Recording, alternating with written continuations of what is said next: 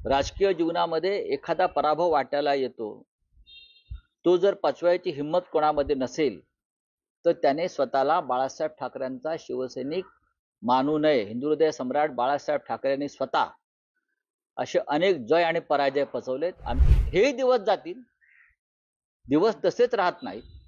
मी वारंवार सांगतोय की 2026 पर्यंत केंद्रामधलं सरकार राहील की नाही ही शंका माझ्या मनात कायम आहे.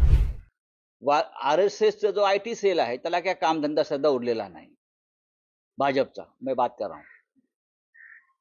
त्यांना महाराष्ट्रात जे काय सध्या चाललेलं आहे अंधार युग, त्याच्यावरच लक्ष विचलित करायचं आहे. पण आज जी आमच्या सरकारला किंमत आहे ती ह्याच पक्षानं भरभरून दिल्यामुळे आहे.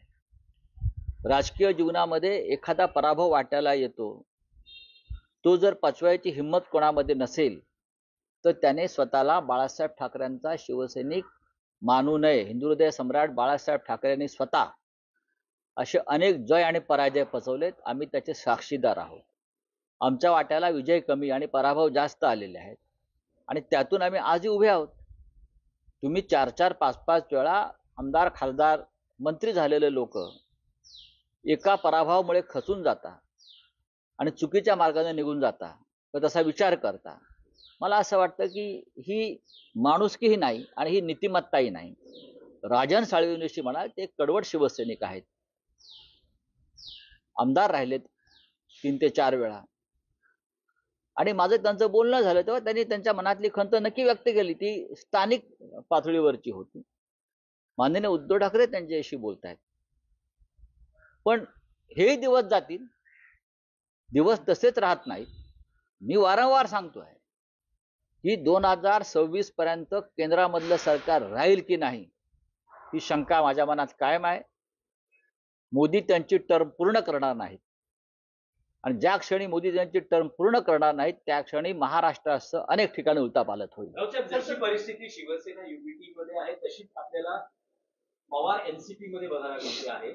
तिथल्याही लोकप्रतिनिधींचं, खासदार आमदारांचं म्हणणं आहे की आपण आता एकत्र म्हणजे अजित पवारांबरोबर गेलं पाहिजे. स्वतः अजित पवारांच्या मातोश्री यांनी काल पंढरपूरमध्ये दर्शन घेतल्यानंतर म्हटलं की दोन्ही पवारांनी एकत्र आलं. बघा, दोन्ही ठाकरेंनी एकत्र यायला पाहिजे, दोन्ही पवारांनी एकत्र यायला पाहिजे. हा, हे फंडे खूप आहेत. मुळात आपण अजित पवार असतील किंवा अन्य कोणी असतील, हे भारतीय जनता पक्षासारख्या महाराष्ट्र आणि देश तोडणाऱ्या प्रवृत्तींच्या बाजूने आपण आहात म्हणून आमचा तुम्हाला विरोध आहे. अजित पवार आमच्या बरोबरच होते ना.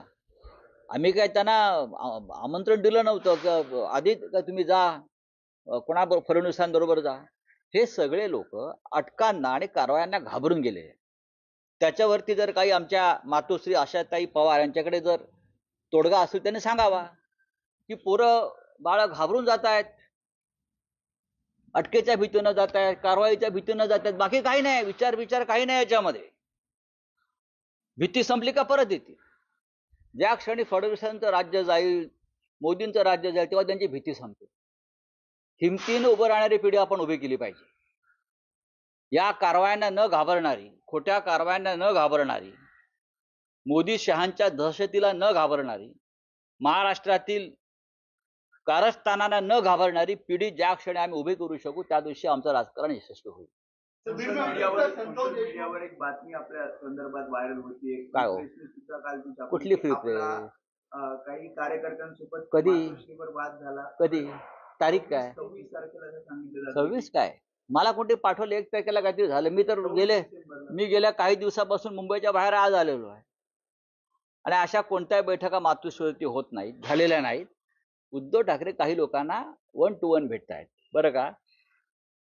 RSSचा जो IT सेल आहे त्याला काय कामधंदा सध्या उरलेला नाही. भाजपचा मी बात कर रहा हूं. त्यांना महाराष्ट्रात जे काय सध्या चाललेलं आहे अंधार युग, त्याच्यावरच लक्ष विचलित करायचं आहे. हे वाल्मिकी कराड प्रकरण असेल, धनंजय मुंडे प्रकरण असेल, सोमनाथ सूर्यवंशी प्रकरण असेल, मग हे या सगळ्या टोळ्या पेड पैशांच्या जीवावर कामाला लावतात आणि मग कधी शिवसेनेविषयी बोला, मग कधी याच्याविषयी बोला, कधी संजय राऊतांविषयी बोला. मी त्यांना पुरून उरणारा माणूस आहे आणि उरलेलो आहे. त्यांच्या छाताडावर पाय देऊनच मी पुढे जाणार आहे सगळ्यांच्या. मी त्यांना भीती आहे. माझे पाय मजबूत आहे, जमिनीवर आहेत शिवसैनिक म्हणून. इकडे तिकडे हलत नाहीत माझे पाय. तुम्ही किती माझ्यावरती हल्ले करा, तुम्ही मला तुरुंगात टाकून झालं, मला मारण्याचे प्रयत्न झाले, माझ्या बदनाम्या करण्याच्या मोहिमा राबवल्या, आता नवीन जर राबवणार असाल तर आनंद जरूर घ्या. मी आणि उद्धव ठाकरे आम्ही एकाच नाण्याच्या दोन बाजू आहोत. रावसाहेब, आणखी एक विषय आहे की आता पुन्हा एकदा मातोश्रीवर उद्धव ठाकरे महापालिका निवडणुकीच्या अनुषंगाने मुंबईतील पदाधिकाऱ्यांच्या बैठका घेणार. असं म्हटलं जातंय की आता एक शेवटची शिवसेना युबीटीची आशा आहे मुंबई महापालिकेची निवडणूक, कारण आतापर्यंत शिवसेनेची शेवटची सत्ता आशा हा तुमचा महापालिकेत. नाही, शेवटची आशा म्हणजे काय? लोकसभा, विधानसभा ज्या अनुषंगाने जिंकल्या गेल्या, कारण सगळी दिसतं आता शिवसेना युबीटी. महाशय तुम्ही याच्यामध्ये लोकसभा जिंकलो हा विषयच काढत नाही. देशामध्ये आम्ही देशामध्ये महाराष्ट्रामध्ये लोकसभेत भाजपचा पराभव केला किंवा सगळ्यांचा पराभव केला. इथून सुरुवात करा. विधानसभेमध्ये आम्हाला अपयश आलेलं आहे. त्याची कारणं तुम्हाला सगळ्यांना माहिती आहेत. अख्खा देश त्याची कारणं घेऊन रस्त्यावरती उतरलेला आहे. महानगरपालिका 14 महानगरपालिका 3.5 वर्षात निवडणुका का घेतल्या नाहीत याचा प्रश्नाचं उत्तर त्यांनी द्यावं आधी. म्हणजे तुम्ही जो प्रयोग केलात विधानसभेत आम्हाला हरवण्याचा प्रयोग केलात, जो केमिकल लोचा केलात, तो सक्सेस झाल्यावर तुम्हाला महापालिकेच्या निवडणुका लढायला जायचं. कळलं? मी मगाशी म्हणालो की शिवसेना माननीय उद्धव ठाकरे